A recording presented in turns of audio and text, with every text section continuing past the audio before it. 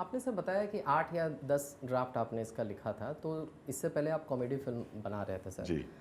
उसके कितने ड्राफ्ट्स लिखे जाते थे और जब आपने ऑल द बेस्ट का क्लाइमैक्स, ऑल द बेस्ट के क्लाइमैक्स का 14 ड्राफ्ट है। ओह! ऑल द बेस्ट का क्लाइमैक्स करीबन अगर मैं मुझे जितना याद जहाँ है लुसूटो वाला वो पूरा वो ट्रैक है। 20 से 21 दिन लगे थे, क्योंकि वो फिल्म में ज़्यादा पैडिंग नहीं थी। फिल्मों में जब ज़्यादा पैडिंग नहीं होती है तो उसमें फिर राइटिंग पे बहुत ज़्यादा तवज्जो देना पड़ता है, स्पेशली इन कॉमेडी। और तभी हम भी ग्रो कर रहे थे। मतलब आज ऑल द बेस्ट कल्ट लगती है, तब मेरे लिए वो एक नॉर्मल फिल्म थी, गोलमाल 3 और गोलमाल रिटर्न्स के बीच की। आज वो बन गई है, आज इतने साल बन गए तो उसका एक ऑरा बन गया है, लोग बात करते हैं ऑल द बेस्ट की। तब एक सिंपल फिल्म थी हमारे लिए, एक दो घरों की कहानी, एक घर में एक आदमी को भाड़े पे वो ढूंढू जस्ट चिल संजय मिश्रा। अगर आप देखें तो मेकिंग वाइज भी एक सिंपल फिल्म हमने बनाई थी कि एक 60-70 दिन में एक फिल्म बनाते हैं। उसमें हमने थोड़ी सी पैडिंग कर दी थी, बिगनिंग में एक कार रेस थी, फिर एक बड़ा गाना कर लिया था।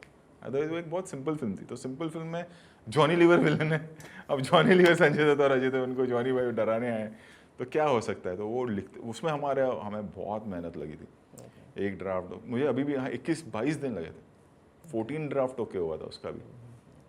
आप जितनी सरलता से कह रहे हैं कि ये बहुत ही सिंपल फ़िल्म थी, मेरे को लगता नहीं है कि ये सिंपल फिल्म बनाते वक्त थी, क्योंकि ये फिल्म आप लोग मार्च में शुरू करने वाले थे, फिर ये डिले होते होते आप लोगों ने डेट अनाउंस कर दिया था दिवाली के लिए जी।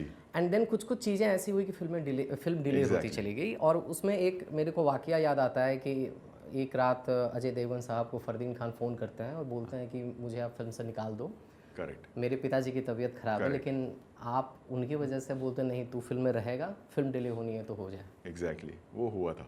और वो सिर्फ मेरा अकेले का नहीं था, उसमें अजय सर भी इन्वॉल्व थे कि फिरोज़ खान साहब की तबीयत बहुत ख़राब हो गई थी। एंड मतलब वो एक स्टेज आ जाता है जब डॉक्टर ही जवाब दे देते हैं, वो स्टेज पे थे। So it was a serious issue and then Fardeen called up के ऐसा ऐसा है। एंड मतलब डॉक्टर ने जवाब दे दिए, बट आई डोंट नो कि मतलब क्या होगा मेरे साथ आगे या फिरोज़ साहब के साथ। सो आप you all go head. And then we were like कि नहीं वील वेट। तो हम रुके रहे, मतलब जब होगी तब होगी ऐसा। मतलब बीच में ये भी हो गया था कोई और कहानी पे काम करते हैं या कोई और फिल्म बना लेते हैं। बट फिर काफ़ी डिले हुई वो फिल्म। आई थिंक हम लोगों ने मई एंड या जून में शूटिंग शुरू की उसकी फॉर दिवाली रिलीज़। और उस वक्त एक अलग प्रेशर भी था कि गोवा में बेस्ड थी फिल्म, तो बारिश शुरू हो जाती। तो बट ऊपर वाले ने साथ दिया। मुझे आज भी याद है कि हमने शूटिंग मैं निकला जब उसके मई में मुग्धा कोट से थी फिल्म में, एक्सीडेंट हो गया था उनका। और हम लोग बाय रोड पूरी टीम जा रही थी ऐसे ही मस्ती करते हुए गोवा। तो मुझे आज भी याद है हम लोग शाम को, मैं पंजिम क्रॉस करके जा रहा था साउथ गोवा में इंटरकॉन होटल जहाँ हम शूट करते हैं। तो 6-6:30 बजे का वक्त था। तो मुझे अजय सर का फ़ोन आया कि तू कहाँ पहुँचा। मतलब मैं पंजिम क्रॉस कर रहा हूँ, 1 घंटे में पहुँच जाऊँगा। गाड़ी साइड में रख। गाड़ी साइड में रुक तो मैं समझ गया कि कुछ गड़बड़ है। तो मैंने साइड में रुकी, पूरा कारवां जो हमारा था सब साइड में रुक गए। हाँ, मुग्धा पूना से आ रही थी फ्लाइट पकड़ना, एक्सीडेंट हो गया उसका और नेक में उसको मार लगी है। तो मैं क्या करेंगे। तो फिर हमने सीन्स ऊपर नीचे किए। फिर हमारा ये था कि नहीं चेंज तो नहीं करना है, मतलब वो थोड़ा सा ऑड लगता है। तो एंड लकीली फिर वो ये था कि डॉक्टर्स ने बोला कि 1 हफ्ते का rest and she can start shooting. But उनको वो था, नेक में पट्टा था, तो वो बेचारी उतारती थी, शॉट देती थी, फिर पहन लेती थी, वैसा था। एंड करते करते वो मई एंड हो गया था, बारिश आने वाली थी। एंड मुझे आज भी याद है कि हमने कुछ पहले जितने गाने वाने आउटडोर का पोर्शन हमने ख़त्म किया। और ख़त्म करके जब गोवा का शेड्यूल ख़त्म हो रहा था, होते 23 जुलाई 24 जुलाई तक बारिश नहीं गिरी। तो होता है ना कभी कभी नीयत साफ हो तो ऊपर वाला भी साथ देता है, वैसा हुआ।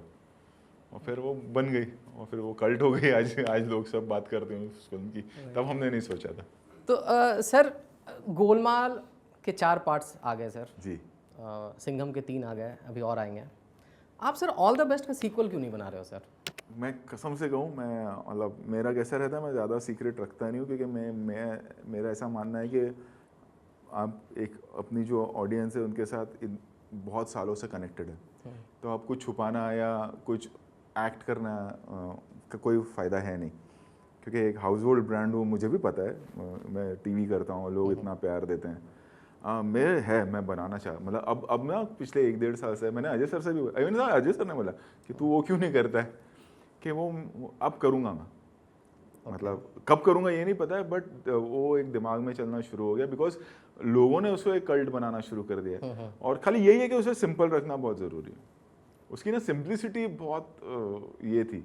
राइट। अगर आप फिल्म देखें तो एक घर में है, बाहर एक टेम्पो खड़ी हुई है, सिंपल कैरेक्टर्स हैं, डरे हुए हैं संजय दत्त सर से। 2 दिन की कहानी थी वो। तो प्ले था एक्चुअली वो।